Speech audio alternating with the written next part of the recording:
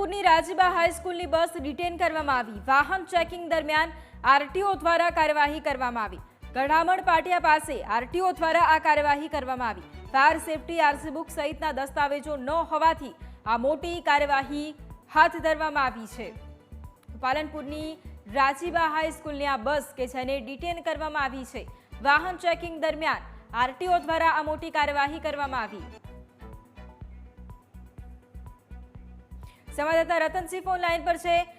रतनसिंह, पालनपुરની રાજીબા હાઈસ્કૂલની બસ detain કરવામાં આવી છે, શું કારણ છે? કેટલા વિદ્યાર્થીઓ આ બસની અંદર સવાર હતા?